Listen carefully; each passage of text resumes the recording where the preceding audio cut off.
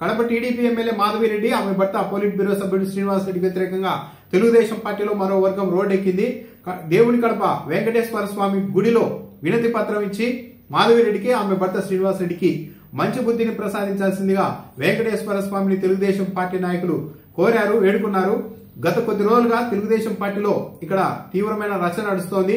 ఎమ్మెల్యేగా మాధవిరెడ్డి వచ్చిన తర్వాత తెలుగుదేశం పార్టీ కోసం 30-40 ఏళ్ల నుంచి పనిచేస్తున్న వాళ్ళందరినీ పూర్తిగా పక్కన పెట్టేసి నాయకుల్ని, కార్యకర్తల్ని ఇటీవల తెలుగుదేశం పార్టీలోనికి ఇతర పార్టీల నుంచి వచ్చిన వాళ్ళని మాత్రమే ముందు పెట్టుకుని ఆమె వ్యవహారాలు నడుపుతూ ఉన్నారు. తెలుగుదేశం పార్టీ కోసం దశాబ్దాలుగా పనిచేసిన వాళ్ళకైతే ఏదైనా పని వాళ్ళు ఉచితంగా చేయాల్సి ఉంటుంది కాబట్టి తెలుగుదేశం పార్టీ నాయకుల్ని ఆమె దూరంగా పెడుతున్నారు.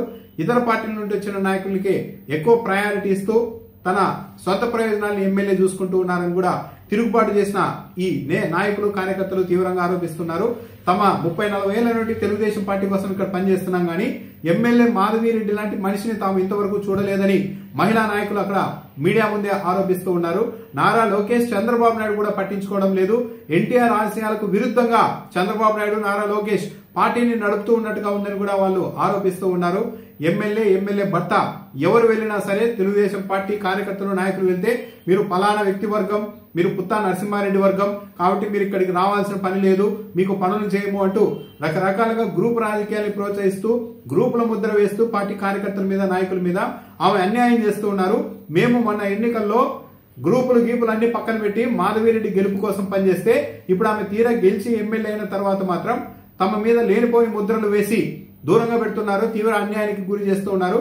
చంద్రబాబు నాయుడు, నారా లోకేష్ దీనిపైన వెంటనే దృష్టి సారించాలి అని కూడా తెలుగుదేశం పార్టీ కార్యకర్తలు డిమాండ్ చేశారు. అయితే ఈరోజు తిరుగుబాటు చేసిన నాయకులు, కార్యకర్తలంతా పుత్తా నరసింహారెడ్డి వర్గానికి చెందిన వాళ్ళుగా ఎమ్మెల్యే మాధవిరెడ్డి వర్గీయులు ప్రచారం చేస్తూ ఉన్నారు. దీన్ని కూడా వాళ్ళు ఖండిస్తున్నారు. తామంతా తెలుగుదేశం పార్టీకి సంబంధించిన వాళ్ళము ఉండొచ్చు, పుత్తా నరసింహారెడ్డి కూడా తెలుగుదేశం పార్టీ నాయకుడే కదా, అయినంత మాత్రాన మమ్మల్ని మాకు అన్యాయం చేస్తారా? అందరూ ఎమ్మెల్యే మాధవిరెడ్డి ఇంట్లో జీతకాలంలాగా, గుమాస్తాల్లాగా అలా పడి ఉండాలా ఆమె దగ్గర అని కూడా మహిళా కార్యకర్తలు గట్టిగా ప్రశ్నించారు. సో మాధవిరెడ్డి అయితే తెలుగుదేశం పార్టీ ఎమ్మెల్యేల్లో మాధవిరెడ్డి పదే వివాదాస్పదం అవుతున్నారు. ఆమె ఇంతమంది నాయకులతో మేము పనిచేసినాము. ఇట్లాంటి మహిళ, ఇట్లాంటి నాయకురాల్ని నా సర్వీసులో నేను చూడలేదు. నువ్వు నరసింహారెడ్డి వర్గంలో పోయినావు, నువ్వు లక్ష్మీరెడ్డి దగ్గరికి పోయినావు, నువ్వు రావద్దని. ఎందుకు రాను? మీ ఇంట్లో ఏమన్నా మేము గుమ్మస్తాలమా? మీ ఇంట్లో ఏమన్నా వాచ్మెన్లమా? మీ ఇంట్లో ఏమన్నా మేము జీతగాలమా? పార్టీకి కష్టపడి పని చేసినాం.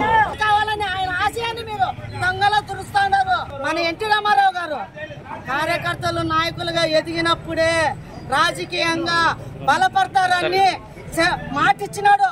కానీ చంద్రబాబు నాయుడుకు వాళ్ళ కొడుకు ఇవన్నీ గమనించలేరా?